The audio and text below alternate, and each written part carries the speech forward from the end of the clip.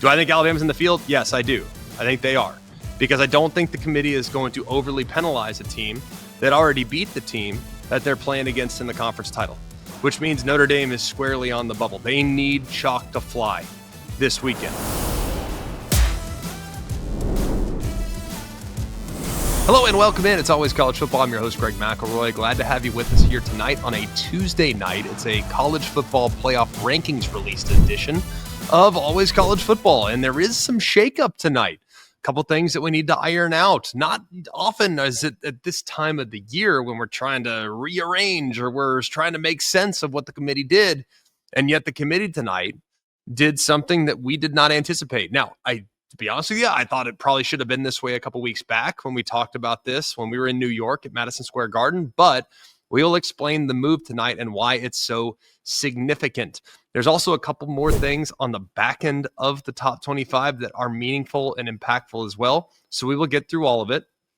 I'll tell you what the committee got right, what the committee got wrong, what the committee might adjust, what the committee might need to consider for Sunday's final release on Selection Day when we find out officially who is in. We also always encourage you to send us your questions. We have a bunch of those. And then Mark and Jack will also ask some questions that you guys have been submitting. So we'll try to iron some of those things out as well. And you guys love the superlatives, so you love the hypotheticals. So we'll dive into a few of those as well. So before we get to that, Always College Football.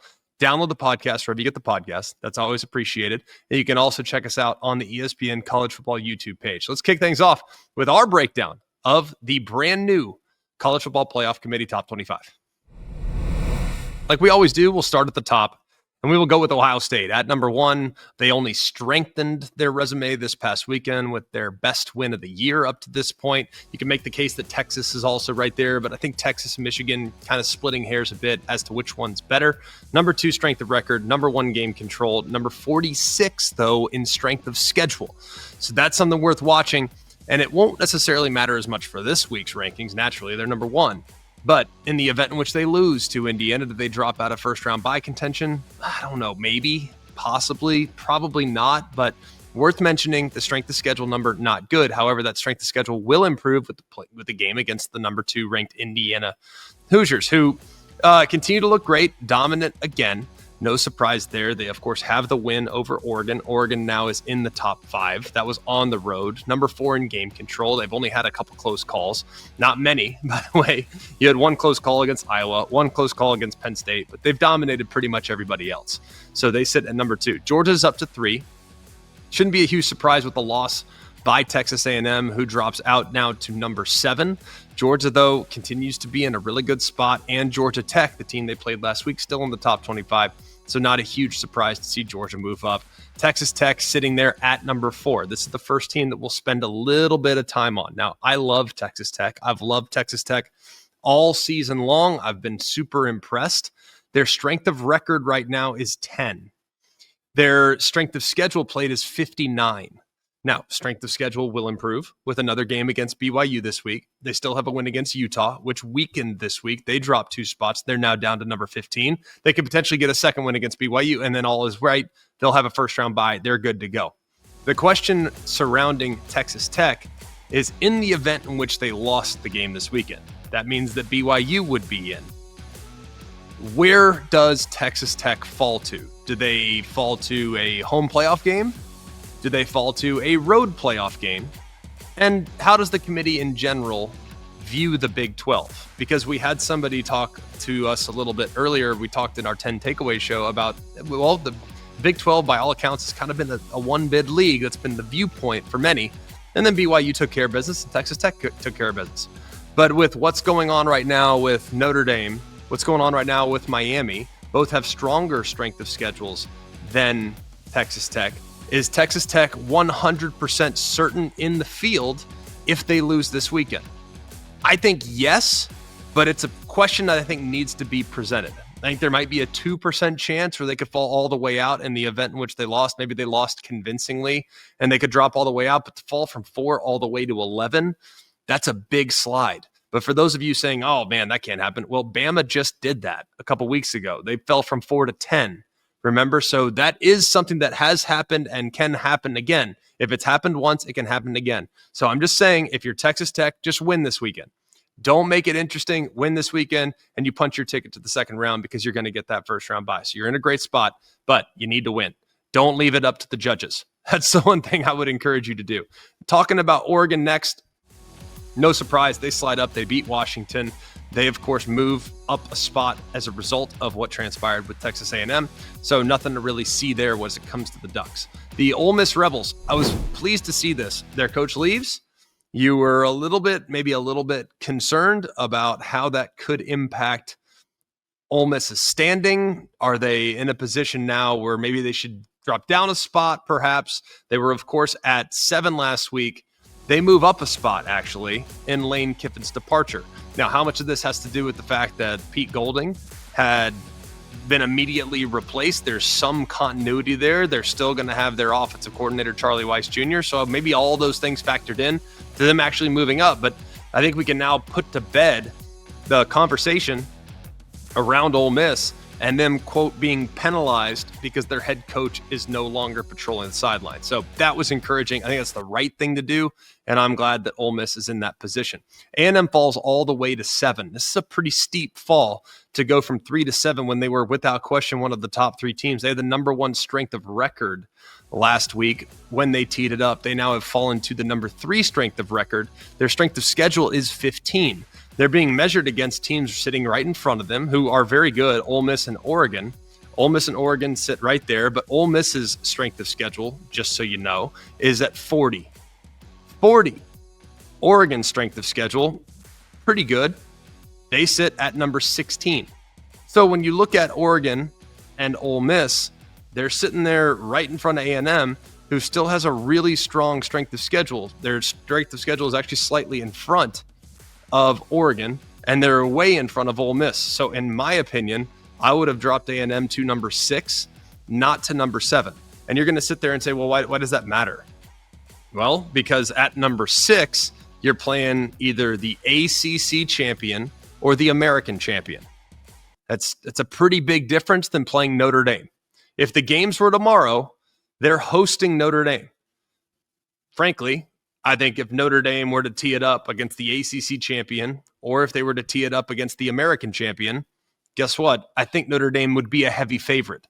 So for A&M to drop all the way from 3 to 7 is significant. You want 5, you want 6 this year, especially knowing some of the uncertainty that are coming with the 11 and the 12 spot. So big penalty for A&M. To me, it felt a bit harsh, but I kind of understand that this committee has operated with a little bit of recency bias. And if you lose recently, you get penalized. We saw Miami lose 2 out of 3. In the first ranking, they were 18. We see Alabama lose to Oklahoma. They dropped from 4 to 10. This committee has probably been overly penal of teams that lose and the immediate ranking that follows. So felt like it was a bit harsh. And to me, I think they should be at worst number 6. Number 8 is Oklahoma. No problem there. They stay put. Not really a whole lot to explain. Here's where it gets interesting. Alabama has now jumped in front of Notre Dame. And I think a lot of people are sitting there saying, well, hang on a second. Notre Dame was up 42-3 at one point in that game on Saturday. And yes, Stanford's not great, but it's not like Auburn's incredible either. Both teams had to go on the road. Both teams won the game. One team won convincingly. The other team won in somewhat dramatic fashion. So I think people are having a hard time understanding why this move was made. Well, first of all, I think this move should have been made a couple weeks ago. I told you when we were at Madison Square Garden that I felt like Bama dropping from 4 to 10 seemed a bit aggressive, especially when you take into account where Notre Dame is at right now. Notre Dame's best win is against USC, who currently sits at number 16. That is their only ranked win currently in the top 25. Good win. A win against the top 16 team, to me, is understandable. Yes, they've blown the doors off of everybody they've played as well. So their game control metric is in the top 5 in college football. It's very, very impressive. Their strength of record is sitting at 13. So not that big of a difference between where they're at right now at 10 and where they're at number 13 on the strength of record. The problem is the big gap is in the strength of schedule. And Alabama's strength of schedule is sitting there in a really good spot. Alabama is at number 11. Meanwhile, Notre Dame is sitting there at number 42. So I thought the committee got it wrong a couple weeks ago. I think they've just righted their wrong. And it looks bad right now from an optics standpoint, but I think this was probably what should have been done 2 weeks ago when the committee put those rankings out when we were all sitting at Madison Square Garden. The other thing the committee did, and whether they did this consciously, subconsciously, however they did this, it provided a little bit of wiggle room for Alabama in the event in which they lose this weekend. If they lose this weekend close, if they lose this weekend by, say, 7 or less, 10 or less, I don't know. To define close, I have no idea. But Alabama is actually putting something on the line this weekend. So it provides them a little bit of wiggle room for a team that is playing that 13th data point when compared to a team that has not played that 13th data point. It's the exact same thing they did last year for SMU. SMU was playing in the conference championship. Notre Dame was already in the field, but the teams that SMU was being measured against last year were Alabama, South Carolina, Ole Miss, and Miami. Those 4 teams were not playing in the conference title game. So SMU was in a position where there was just a little bit of wiggle room. We said, I don't think the committee wants to set a precedent and start devaluing conference championship games and de-incentivizing teams' participation in conference championship games. That's what we said. And looks like it's happening here again this year. Now, do I think Alabama's in the field? Yes, I do. I think they are. Because I don't think the committee is going to overly penalize a team that already beat the team that they're playing against in the conference title, which means Notre Dame is squarely on the bubble. They need chalk to fly this weekend. They need BYU to lose to Texas Tech. And in the event in which Bama loses to Georgia, will they drop behind Notre Dame? I don't know. That's something I have no idea about. But Notre Dame is squarely on the bubble, and understandably, they don't have to play a conference schedule. They don't have to play a conference championship game. So I'm not surprised that they did what they did. They just should have done it 2 weeks ago. Looking at BYU, they're at 11. Not a whole lot to unpack there. And then there's Miami. And if I'm Miami, I'm remarkably frustrated, by the way. I'm remarkably frustrated. Yes, we had 2 bad days, if you're looking at it from a Miami standpoint. You had 4 turnovers against Louisville. You had 2 turnovers against SMU. You had a roughing the passer penalty that extended a drive on 4th and 9 that would have won the game against SMU. If you don't have that penalty, you probably win the game. You're probably in the field. But because of those 2 instances, because of those 2 bad days, and because of where they started in the College Football Playoff Committee ranking, they were at number 18 in their first ranking release. They've slowly but surely been able to climb their way back up, and they're killing teams, absolutely killing teams. And some of their strength of schedule has been decent. It hasn't been too bad. So as a result, Notre Dame's metrics that support their inclusion have weakened down the stretch because their schedule just hasn't been very challenging, especially in the last half of the season. Miami's strength of schedule has slightly improved to the point when you look at them side by side, just on metrics, not looking at eye test, removing the head-to-head for right now. Just on metrics, they should be right next to each other. Notre Dame is 1 spot higher in strength of record. They are 1 spot higher in game control, and they are 2 spots higher in strength of schedule. So based on metrics, they're almost interchangeable, which is kind of crazy because now, as we move forward into this process, let's say Texas Tech beats BYU in the Big 12 title. Well, BYU will then drop, correct? Which means Miami will move up right next to Notre Dame. Notre Dame will be 10, Miami will be 11. If they're considered being in the same pod, is there a scenario where enough people in the committee room could justify using the head-to-head result from week 1 over all other factors? I could see that happening. Absolutely. That's why I've been saying I think Miami has a chance. And the playoff predictor and all this other analytics stuff say it's 4%, it's 24%, it's all the. I think it's 50-50. Because if you asked the 12 people on that committee room, I bet you 6 are saying, oh, the head-to-head's the most important. I bet you 3 are saying, well, I like the metrics. Metrics favor Notre Dame. Or I like the eye tests. I bet you ask all 12 people, every single person might have a different thing that they're going to rely on that would potentially, maybe, move Notre Dame in front of Miami and or the other way around. Move Miami in front of Notre Dame. So I don't think that conversation is done just yet, which is why if I'm Notre Dame right now, I'm uncomfortable. And if I'm Miami, I'm really, really frustrated, but I remain optimistic. We'll see exactly where it goes. Looking at Texas, who sits right behind Miami, appropriate spot for them. On their best day, amazing, right? On their best day, you knock off Texas A&M, you knock off Oklahoma, you knock off Vanderbilt, 3 teams that are inside the committee's top 14. Those are great wins, no denying that. But on your worst day, you can also play with anybody. You can play with a Kentucky team that finished under 500. You can lose to a Florida team that finished 4-8. You can also play down to the level of a Mississippi State team that finished 5-7. So the problem with Texas has been the ebbs and flows. And while I know on their best day, they can go and they can beat anybody, but on their worst day, they also can lose to anybody. And that is why I think they only moved up 3 spots, even after they beat a team that was currently ranked number 3. Moving on beyond that, Utah's finally to a point where they probably should be ranked. They were ranked number 12 at one point, and they haven't lost, but they've slowly but surely kind of come back to the mean. I think 15 is about right. USC is sitting right behind them at 9-3. They're up 1 spot after their win against UCLA. Virginia, win and you're in. All good. The ACC is in a precarious situation. Virginia right now is a 3-point favorite against Duke. If Duke beats Virginia, then the ACC's champion will likely not be included in the college football playoff field, which is a mind-blowing thought because it doesn't say, well, the Power 4 conferences champions all get in. No, it doesn't say that. It just says the highest-ranked conference champions, the 5 highest-ranked conference champions. So that's a challenging scenario, but if you're Virginia, who cares about all that fluff? It doesn't matter.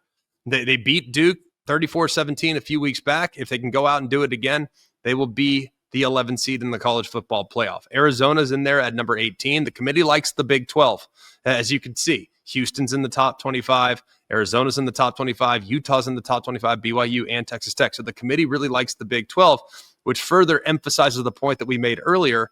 Is Texas Tech really going to be left out if they lost in the conference championship? Probably not, but it's just worth putting it out there as a possibility in the event in which it gets sideways in favor of BYU. Moving on next to Michigan, they sit there down 4 spots. They're in the Big Ten. They're at 19. The only reason why we would discuss Michigan here is maybe just the overall perception of the Big Ten with SC and Michigan and Iowa, all these teams being in the top 25. Does it enhance the likelihood of 3 Big Ten teams receiving first-round byes? So we know Ohio State, we know Indiana, and Oregon. Those 3 teams are all well-positioned to potentially get that first-round bye. Clearly, the committee likes the Big Ten. The committee respects the Big Ten. But it's worth noting that Michigan being in there is helpful. Iowa being in there is helpful as well, especially with Iowa's situation, because that can really help Indiana. That can also help Oregon to potentially propel them into one of the top 4 seeds. Moving on beyond that, Houston. Tulane sits there right in front of Houston, which is significant because they are currently right now the highest ranked G5 team. They'll play against North Texas, who's also ranked. So it's been what we've always thought. The American Championship is a college football playoff game. Win and you're in. You're either going to be the 11 seed or you're going to be the 12 seed, depending on what happens in the ACC championship game. Georgia Tech, 9-3, good year, but the fact that they were able to move up somehow after a loss is remarkable, but they did play Georgia better than most. And then North Texas, Iowa, and James Madison round out the top 25. And with James Madison being in the top 25, it essentially assures the likelihood that even if Duke wins, James Madison might have the inside track if they finish 12-1 and win their conference title. So a lot to unpack there. Very interesting ranking and a couple tweaks that I think are more significant, even if it's 1 spot here, 1 spot there. They're more significant when it looks at the bigger picture and how we should assess these teams going forward. All right, moving into the part of the show when we engage with the listeners. And Mark and Jack have done a great job compiling emails and text messages and comments and all this other stuff to allow us to kind of react to what it is you guys are currently seeing. So if you want to interact with the show, just leave a comment in the YouTube page. You can also submit it on our social media platform by going to Always CFB. So go and check us out, Always CFB. You can submit a question there, and we will do our best to answer it in an upcoming episode. Coobs, where we start? All right, we're going to start with Alabama. If they win the SEC championship game, where do you see them being ranked? I heard 4, I heard 5, I heard 6. What do you think? I think there's a strong possibility they would go up to 5. That's where I think that's about the ceiling for them, but it is a little dependent on what happens in front of them. If Texas Tech were to lose, could they sneak into a first-round bye? Perhaps. I think the opportunity to win a first-round bye is very much on the table. I think the SEC champion, having beaten Georgia twice, you then have 2 wins against Georgia, a win against against Vanderbilt. That's a lot. That's a very strong resume. The strength of schedule will improve, likely going into the top 10. The ranking will go into the top 10 as far as strength of record is concerned. And depending on game control, I mean, if they go out and house Georgia, it's a different animal, right? That would probably propel them all the way up into the top 4 if it presents itself. So I think Alabama can probably get the 4 seed, but I think it's more than likely they would just have a home playoff game. Probably the 5 or 6 seed feels a little more realistic. All right. It kind of feels like BYU is the make or break for Notre Dame and Miami here. If they lose, and Heather made reference to this, if they lose, do you see Miami moving up to a spot and then possibly overtaking Notre Dame because of the head-to-head? I know you referenced it, but do you think that's a distinct possibility of happening? Yes, I think that's absolutely a possibility, because I think everybody thinks that the committee is like a jury and the results of their findings are unanimous. And that might not be the case. The thing is, they can't just go out there, and Hunter Yurchek can't just tell us, hey, it's a hung jury, guys, can't do it. No, I think when you go person to person in that committee room, there might be people that will have a hard time sleeping on it, I would imagine. I know I couldn't sleep on it because I think in my heart of hearts that this team's better than this team. Because frankly, if you just watch them play consistently over the last 10 games, Notre Dame's been the more consistent football team. They've been the more dominant football team. So them being ahead of Miami right now, to me, doesn't feel hard to stomach. But if you really forced me and said, Greg, you called that game in week 1, you called it, and you saw Miami beat Notre Dame, how can you possibly justify having Notre Dame in front of Miami? I can't. There's no football person that can justify the ignoring the head-to-head. You just can't. You have to acknowledge it, because at that point, what's the point in playing the game? And the other thing I would say too is that the committee can do something very interesting right now, because right now Notre Dame has a lot of contracts with Power 4 teams all throughout the country. Do they not? And several of which are signed well into the future. They, of course, have a scheduling deal with the ACC. Well, what if the ACC is left out of the college football playoff? Would it deter teams from scheduling Notre Dame in the future? If the result of that game is not acknowledged by the committee, could it have a long-term effect on Notre Dame's ability to schedule quality competition? Is that a real thing? I think it is.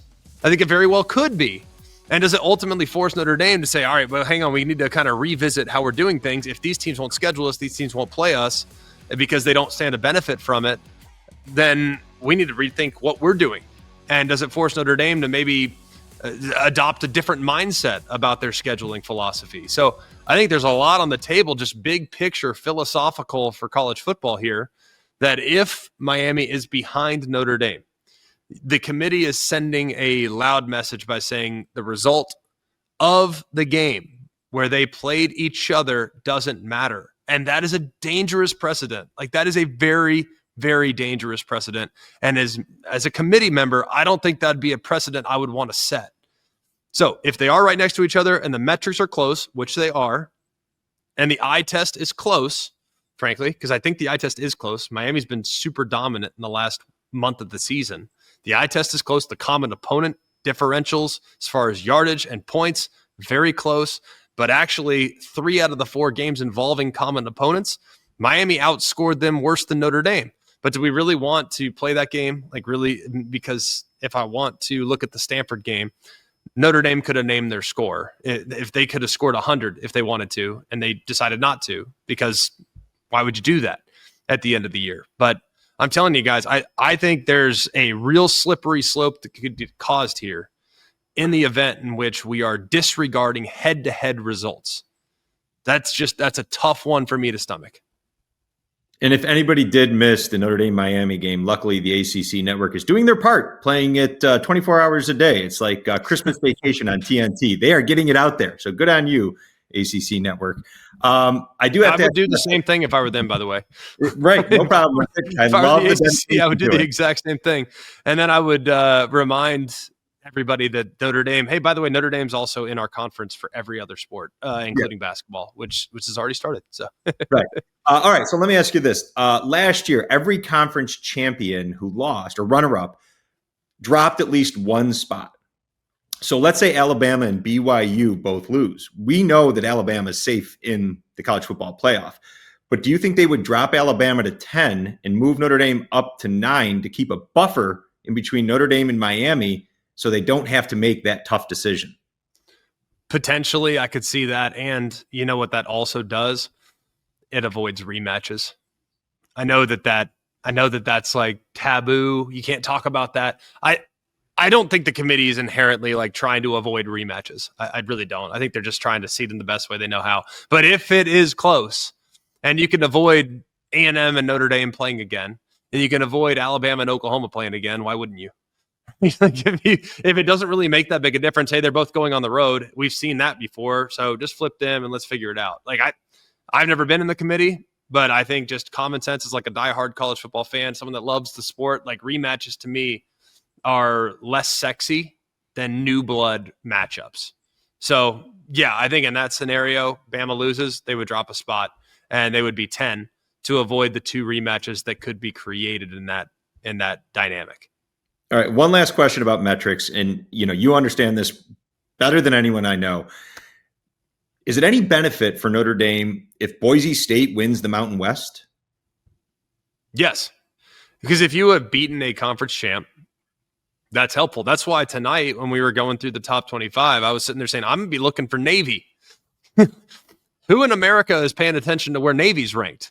But Navy sitting at 9-2, I think has a pretty decent case to be ranked in the top 25. And what would that have done? That would have really strengthened Notre Dame's argument. And I was also, at the same time, I was looking for Tennessee and Missouri, neither of which are ranked in the top 25. They both sit at 8-4. They're not in. So what does that do? It weakens Alabama's top 25 resume, so to speak. So yes, I mean, I think that is a factor. And if you beat a conference champ, that can only help you. It might even enhance your strength of schedule. It might enhance your strength of record. I don't know exactly by how much, but I don't think it's going to hurt you. If Boise wins, it doesn't hurt you. I can promise you that. Greg, I wanted to go back to something you're talking about a couple of seconds ago about Miami, Notre Dame, the possibility of that changing next week, even though both teams are idle. Something you've brought up on the ranking show multiple times is that the committee has kind of changed course on opinions they've had of teams in prior rankings, such as the Bama Notre Dame switch this week. We saw Miami kind of get disrespected initially and then move up a little bit, kind of a correction. So I think it's important to acknowledge that the committee has done that, even though results may have not required them to, and have kind of changed their minds, even though maybe something major didn't happen on the field. Yeah, and I think the committee has done an adequate job of that. I think this committee, if there's one thing you're going to describe this committee at the end of this season, I would say they're a bit too responsive. They overreact a little bit to recency, as opposed to just looking at the entire world. For example, Alabama dropping 6 spots after losing by 2 to a team that's also ranked in the top 10 when they're -3 in the turnover margin. That's aggressive. To go from a first-round bye to now playing against the 7 seed on the road is a significant difference. That's massive. That's an aggressive drop, and it was too significant. If you look at the metrics between Notre Dame and Alabama at that point, Alabama's metrics supported them being in front of them the whole time. But the committee has also had some recency bias as it relates to Utah. Utah being at 12 for as long as they were at 12 to me was a hard thing to figure out. It was a hard thing to swallow. And I'm not saying that Utah's not a good football team. I got a lot of respect for Utah, but I also saw Utah lose by 3 touchdowns on their home field to a backup quarterback. When Texas Tech's quarterback Baron Morton got hurt in the game, in goes their backup and lights them up. They're in the second half and they pull away. They lost to BYU, which no shame in that. BYU's a really good football team, but really the 12th best team in the country? To me, that's a bit aggressive.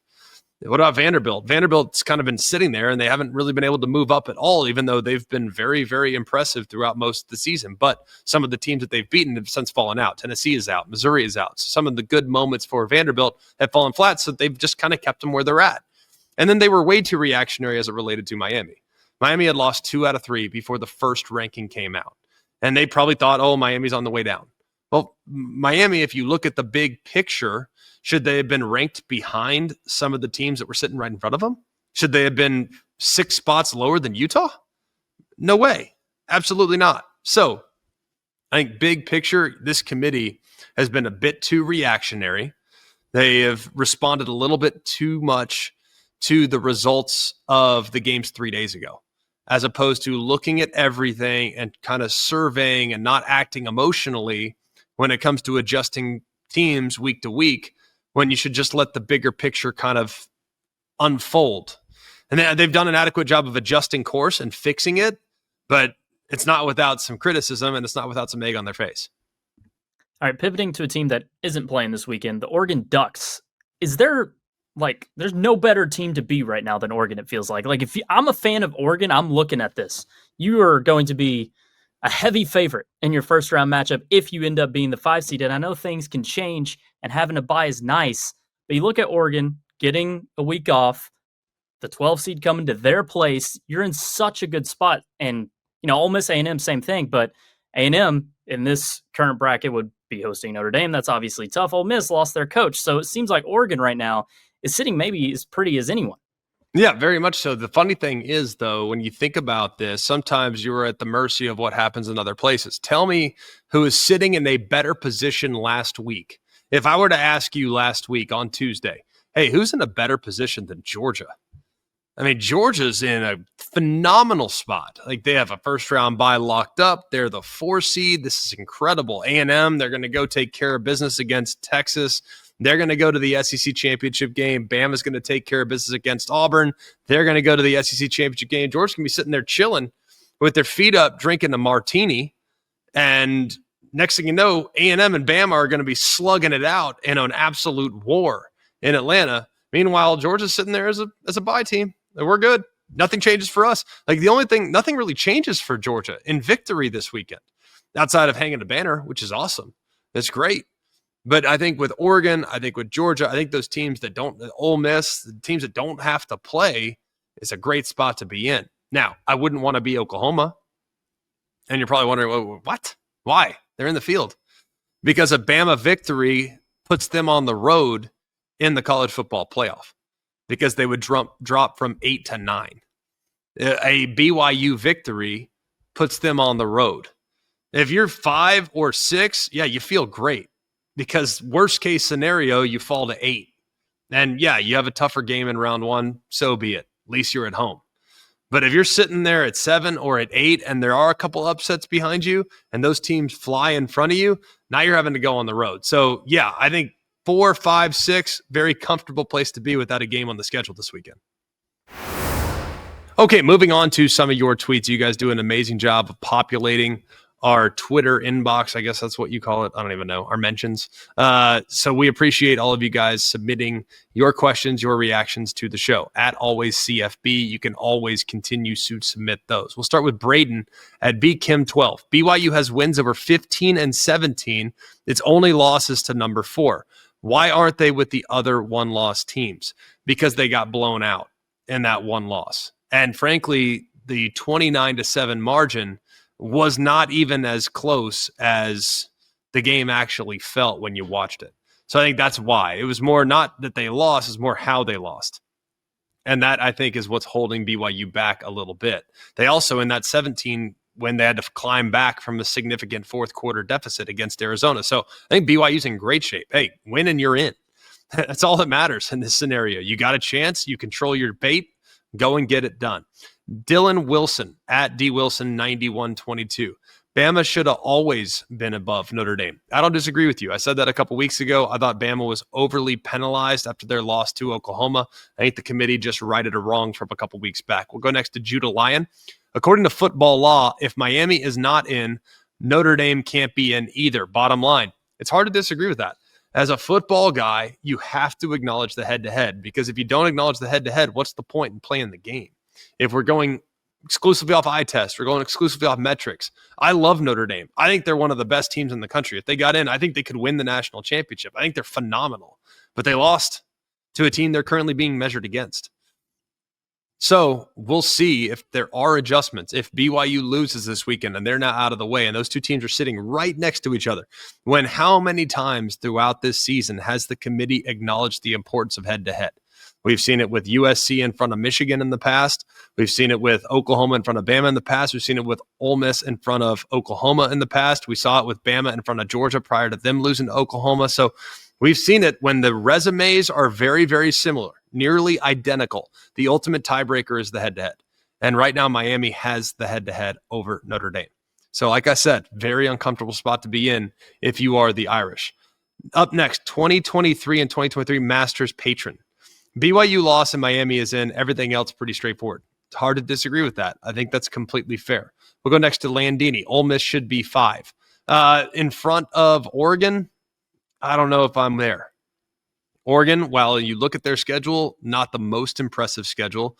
They do have a win against SC. They have a win against Washington. That Washington team is now 8-4.